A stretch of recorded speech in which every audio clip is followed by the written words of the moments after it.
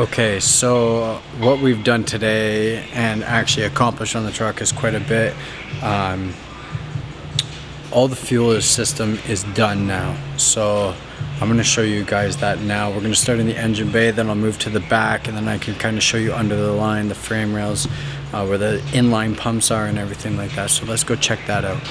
So Danny has created the bracket that holds the ABS and the fuel regulator. So we have the in, the return, and to the fuel rails. So all that's pretty much hidden. It goes down and into the back. We haven't finished tying down all the wires, but super clean. Let's get some light in here, kind of show it off here. Right? And then over here, much easier to see. Now I'll show you the fuel cell in the back of the truck. Okay. So this is a rollover valve. So if the truck rolls over, it prevents fuel from falling out.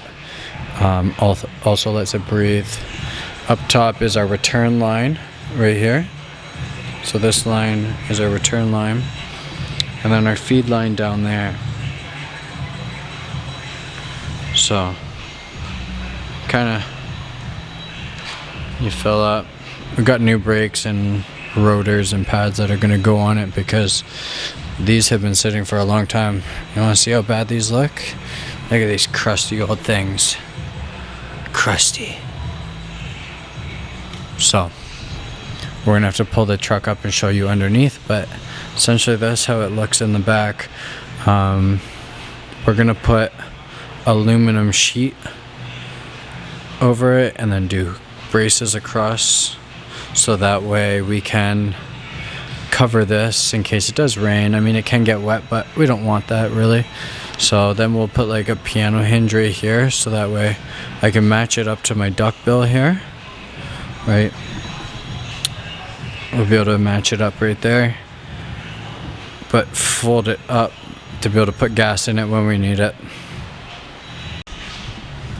Alright, so underneath, you can't see it too well, but the fuel lines, you can see the brackets kind of in the back there that held the tank, that holds the tank down right there. But the fuel lines kind of come off here and they run through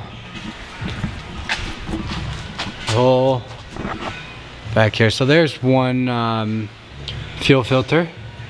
And it just keeps running along here. We've got the 370 walbro fuel pump here, and then another filter, and that runs there. You can see the secondary line in there, and that is the return line that goes to the bottom of the tank. So that's essentially how the fuel system works, and obviously it goes all the way up here. So that is all of the fuel system being done. Obviously the Holly has to go in there and, you know, some wires. There's also a vacuum line that goes off of the edge that as the boost comes on, the fuel pressure regulator will give us more fuel based on how much fuel we have. And we've got some oil lines that we've done. We're creating an expansion tank there, so the bottom of this right here is going to go down right to that right there. I'm going to try and get that on focus for you right there. So that's where that line's going to go. And then the steam ports are going to go into the top here.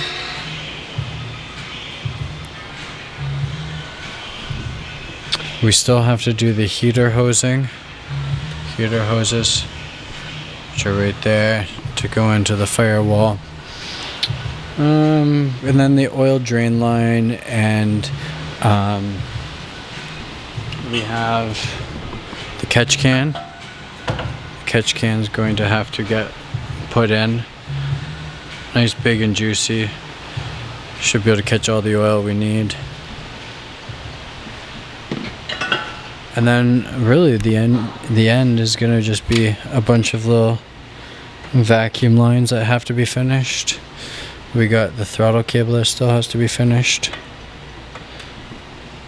Just some wiring stuff, fan. I have to relocate the harness that's down there just so it's not sitting by the pipe. And obviously like vacuum lines for these things. And then we should be able to toss it on the dyno.